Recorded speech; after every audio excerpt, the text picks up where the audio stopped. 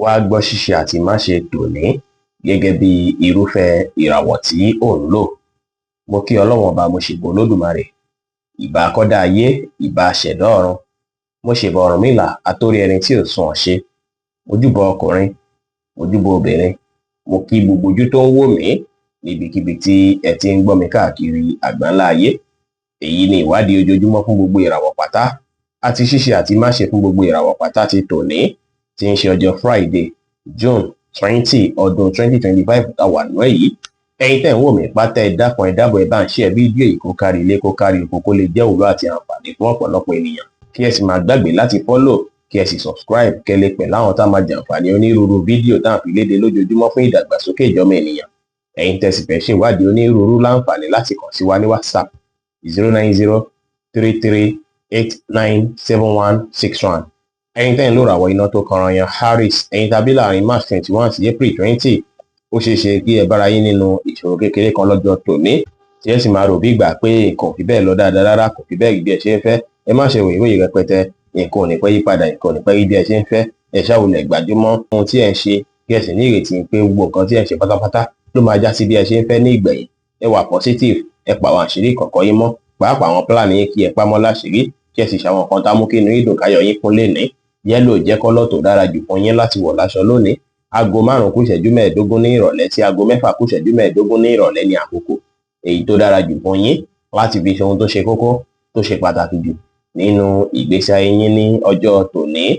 Ẹ̀yin tẹ́ ń lò ràwọ̀ erùpẹ̀ alámọ̀ Taurus, ẹ̀yin tàbí láàrin April 21 sí May 20, àwọn èèyàn máa nífẹ̀ẹ́ yín púpọ̀ púpọ̀, inú yín sì máa dùn púpọ̀ rẹpẹtẹ lé lórí. Ṣùgbọ́n ọjọ́ tòní kò dára kí ẹ gbé ọ̀rọ̀ ìfẹ́ sọ́kàn ju bó ṣe yẹ lọ rẹpẹtẹ, látàrí pé àpọ̀jù nǹkan ò fi bẹ́ẹ̀ dára rárá. Ẹ ṣe dáadáa sáwọn èèyàn lénìí, kẹrẹra yín lẹ̀, ẹ lómìnira láti káàkiri lọ́bikíbi láti lọ́wọ́ oore lénìí. Ẹ báwọn èèyàn ṣe pẹ̀lú àwàdà àti ẹ̀rín, kí ẹ sì fi tọ̀wọ̀tọ̀wọ̀ báwọn èèyàn lò lọ́jọ́ tòní.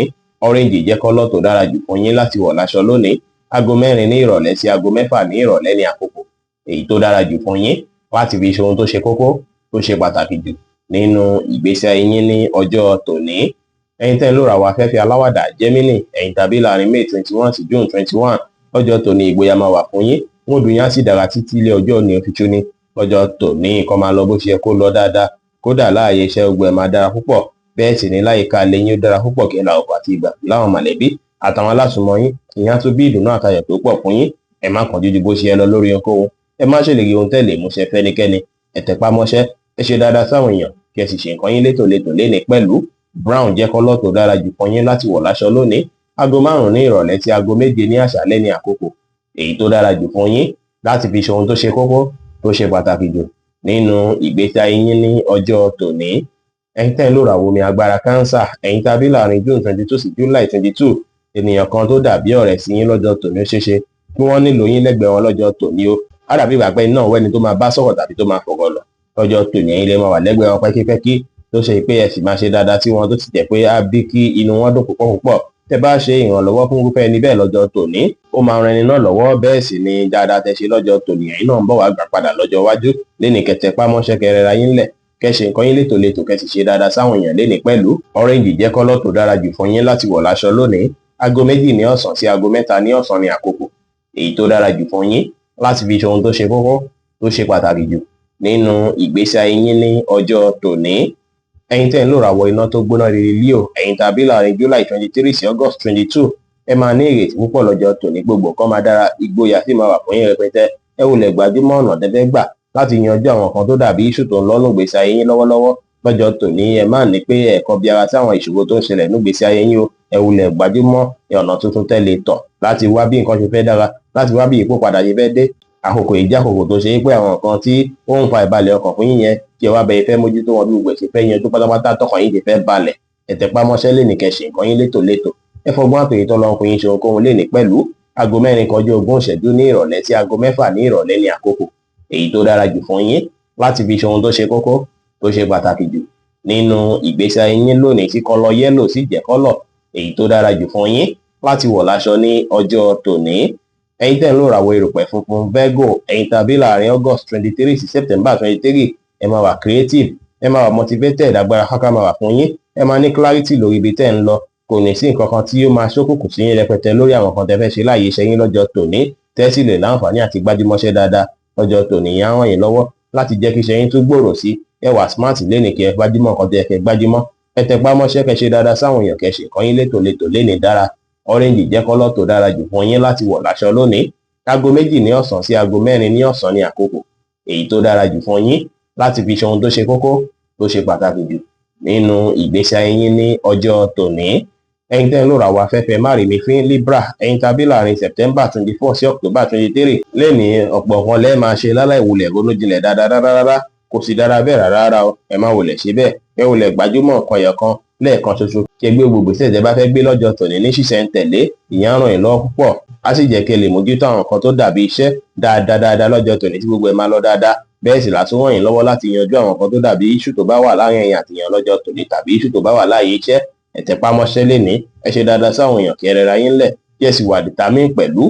Aago 5 ní ìrọ̀lẹ́ sí aago 6 ní ìrọ̀lẹ́ ní àkókò èyí tó dára jù fún yín láti fi ṣe ohun tó ṣe kókó tó ṣe pàtàkì jù nínú ìgbésí ayé yín lónìí tí kọ́lọ̀ pink sì jẹ́ kọ́lọ̀ èyí tó dára jù fún yín láti wọ̀ láṣọ ní ọjọ́ tòní. Ẹ̀yin tẹ́ ń lò ràwọ̀ omi tútù Scorpio, ẹ̀yin tàbí láàrin October 24 sí November 22 lọ́jọ́ tòní ẹ máa lè ṣe nǹkan yín létòlétò dáadáa. Bẹ́ẹ̀ sì ni ìyẹn á ràn yín lọ́wọ́ láti lè yanjú àwọn nǹkan tó dàbí ìṣòro ní kọ́mọ́kóbó táwọn míì kan máa wọ̀ pé báwo lẹ́ni ṣe ọgbọ́n òun ló dá sí. Láàrin àwọn tẹ̀sí jọ wà pẹ̀lú ẹ máa lọ́dà standing dáadáa tẹ̀sí máa lo maturity dáadáa lọ́jọ́ tòní tí yẹn ti máa impress àwọn tó rọ̀gbà yín ká. Ẹ gbájúmọ́ṣẹ́ kẹ́ lè rore gbámú dáadáa, ẹ ṣe dáadáa sáwọn èèyàn. Àwọn plan yín kí ẹ pamọ́ láṣìírí kó lè wá sí bí ẹ ṣe ń fẹ́. Pink jẹ́ kọ́lọ̀ tó dára jù fún yín láti wọ̀ láṣọ lónìí. Aago 9 láàárọ̀ sí aago 12 kọjá 30 ìṣẹ́jú láàárọ̀ ní àkókò èyí tó dára jù fún yín láti fi ṣe ohun tó ṣe kókó tó ṣe pàtàkì jù nínú ìgbésí ayé yín ní ọjọ́ tòní. Ẹ̀yin tẹ́ ń lò ràwọ̀ inú àtùpà Sagittarius, ẹ̀yin tàbí láàrin November 23 sí December 22 lọ́jọ́ tòní ó ṣeéṣe kó dàbí ìgbà pé nǹkan ń sun yín lówùúrọ̀ ọjọ́ tòní o látàrí pé bóyá àwọn iṣẹ́ kan tó ṣe pé ẹ̀ tí ṣe láti yanjú tàbí àwọn tí wọ́n cooperate pẹ̀lú yín láàyè bẹ́ẹ̀ ṣe ń ṣiṣẹ́ lọ́jọ́ tòní. Ẹ mú sùúrù lò dáadáa, ìyẹn ló máa ràn yín lọ́wọ́ lọ́jọ́ tòní. Ìfaradà yín á jẹ́ ètò ṣe pé ó máa bí dáadáa fún yín ní gbogbo nǹkan kíkan tẹ́ bá ń ṣe lọ́jọ́ tòní. Ó dára kí ẹ wá bí ẹ fẹ́ yanjú issue tàbáwọ̀ tó wà láàrin ẹ̀yin àti olólùfẹ́ yín. Ìyẹn á bí kí ìbáṣepọ̀ yín kó dánmọ́rán dáadáa. Ọ̀rọ̀ sísọ náà sì lẹ́ẹ̀fi yanjú gbogbo ẹ̀ tí gbogbo àfi dára. Bẹ́ẹ̀ sì ni kí ẹ wá múra dáadáa lénìí kí ẹ dùn rí lójú. Ẹ ṣe dáadáa sáwọn èèyàn lénìí, ẹ má sọ̀rọ̀ òdì àbí ọ̀rọ̀ àìtọ́ sí èèyàn. Ẹ gbà láfíà láàyè ibikíbi tẹ́ bá wà. Light blue jẹ́ kọ́lọ̀ tó dára jù fún yín láti wọ̀ láṣọ lónìí. Aago 6 kọjá 30 ìṣẹ́jú ní ìrọ̀lẹ́ sí aago 7 kọjá 30 ìṣẹ́jú ní àṣálẹ́ ní àkókò èyí tó dára jù fún yín láti fi ṣe ohun tó ṣe kókó tó ṣe pàtàkì jù nínú ìgbésí ayé yín lónìí. Ẹ̀yin tẹ́ ń lò ràwọ̀ èrùpẹ̀ eléruku Capricorn, ẹ̀yin tàbí láàrin December 23 sí January 19 ó ṣeéṣe kọjọ́ tòní kó dàbí ìgbà pórí bákan látàrí pé àìlera lè jẹyọ fọ́pọ̀lọpọ̀ yín lọ́jọ́ tòní tí yẹn sì lè fẹ́ jẹ́ kí ẹ má fi bẹ́ẹ̀ lára yíyá gágá láti ṣiṣẹ́ dáadáa tàbí kí iṣẹ́ má fi bẹ́ẹ̀ wọ̀n ọ̀pọ̀lọpọ̀ yín ṣe rẹpẹtẹ. Ṣùgbọ́n ẹ rí dájú pé ẹ mójútó ọ̀rọ̀ àìlera yìí kó má bàa ṣàkóbá fún àwọn nǹkan tẹ́ fẹ́ ṣe láàyè iṣẹ́, kó má ṣàkóbá fún rírí ṣe yín láàyè iṣẹ́ lénìí. Láfikún sí rèé àyíká ilé yín ó ṣeéṣe kí nǹkan rí bákan níbẹ̀ kí àlàáfíà má fi bẹ́ẹ̀ sí rẹpẹtẹ tí yẹn sì lè fẹ́ fún yín ní stress díẹ̀. Ẹ wulẹ̀ kí ẹ sara pẹ̀lú ọ̀rọ̀ ẹnu yín bí ẹ ṣọ́ bẹ ṣe ń bá àwọn èèyàn sọ̀rọ̀ sí lọ́jọ́ tòní. Ẹ má sọ̀rọ̀ èyí tí ó máa ṣàkóbá fún mọ̀lára ọmọlàkejì lénìí kí ẹ mọ̀ dájú pé gbogbo nǹkan máa tó yí padà àkókò díẹ̀ náà lẹ́ẹ̀fún lénìí. Ẹ má dá sọ̀rọ̀ tí wọ́n pè é sí àbẹ́ tí ó kàn yín. Ẹ rẹra yín lẹ̀ lénìí, ẹ má sùn láì tanná sùn, ẹ má sọ̀rọ̀ àsọjù láwùjọ. White jẹ́ kọ́lọ̀ tó dára jù fún yín láti wọ̀ láṣọ lónìí. Aago 11 láàárọ̀ sí aago 2 ní ọ̀sán ní àkókò èyí tó dára jù fún yín láti fi ṣe ohun tó ṣe kókó tó ṣe pàtàkì jù nínú ìgbésí ayé yín ní ọjọ́ tòní. Ẹ̀yin tẹ́ ń lò ràwọ̀ afẹ́fẹ́ oníbínú Aquarius, ẹ̀yin tàbí láàrin January 20 sí February 19 ọ̀rọ̀ iṣẹ́ yín á lọ bó ṣe yẹ kó lọ. Ìrí àwọlé láàyè iṣẹ́ lọ́jọ́ tòní kò ní sí wàhálà rẹpẹtẹ láàyè iṣẹ́ rárá. Ẹ wulẹ̀ gbajúmọ̀ àwọn nǹkan tí ẹ fẹ́ gbajúmọ̀ fún ìgbésí ayé yín, àwọn nǹkan tẹ́ ẹ fẹ́ pé kó tó yín lọ́wọ́ ẹ wulẹ̀ gbajúmọ̀ lọ́jọ́ tòní. Ẹ bá àwọn èèyàn sọ̀rọ̀ pẹ̀lú ìfẹ́, ẹ bá wọn ṣe pẹ̀lú àwàdà àti ẹ̀rín kí ẹ sì fi ìgboyà ṣe ohunkóhun lénìí dára. Green jẹ́ kọ́lọ̀ tó dára jù fún yín láti wọ̀ láṣọ lónìí. Aago 10 láàárọ̀ sí aago 12 ní ọ̀sán ní àkókò èyí tó dára jù fún yín láti fi ṣe ohun tó ṣe kókó tó ṣe pàtàkì jù nínú ìgbésí ayé yín ní ọjọ́ tòní. Ẹ̀yin tẹ́ ń lò ràwọ̀ omi tí kì í ru Pisces, ẹ̀yin tàbí láàrin February 20 sí March 20 ẹ máa wà creative, ẹ máa wà motivated lọ́jọ́ tòní. Ara yín máa yá gágá púpọ̀ lọ́jọ́ tòní. Ẹ máa rántí àwọn nǹkan tó ṣe é pé ẹ fẹ́ lé láti ọjọ́ mẹ́ta látọjọ́ pípẹ́. Ẹ má dẹ̀bẹ̀ sí iṣẹ́ lé wọn lórí lọ́jọ́ tòní. Creativity yín lọ́jọ́ tòní àtàrà yíyá gágá yín á ràn yín lọ́wọ́ dáadáa, á jẹ́ kí dàgbàsókè dé fún yín, á bí kí iṣẹ́ yín kó lọ bó ṣe yẹ kó lọ. Ẹ ní ìgbàgbọ́ ní kíkún nínú ara yín, ẹ wà positive, ẹ má ṣe ohun tó lágbára jẹ̀mí yín lọ, ẹ ṣe dáadáa sáwọn èèyàn lénìí kí ẹ sì gbájúmọ́ ohun tó yẹ kẹ́ gbájúmọ́ lákòókò tó tọ́ àtàkókò tó yẹ. Aago 2 ní ọ̀sán sí aago 4 ní ọ̀sán ní àkókò èyí tó dára jù fún yín láti fi ṣe ohun tó ṣe kókó tó ṣe pàtàkì jù nínú ìgbésí ayé yín lónìí, tí kọ́lọ̀ yẹ́lò sì jẹ́ kọ́lọ̀ èyí tó dára jù fún yín láti wọ̀ láṣọ ní ọjọ́ tòní. Bí ó ṣe jẹ́ nìyẹn fún gbogbo irúfẹ́ ìràwọ̀ 12 tó wà pátá. Ẹ̀yin tẹ́ ń wò mí pátá, ẹ má gbàgbé pé Ọlọ́run bo Olódùmarè nìkan lọ́ba tó ní ìmọ̀ jùlọ.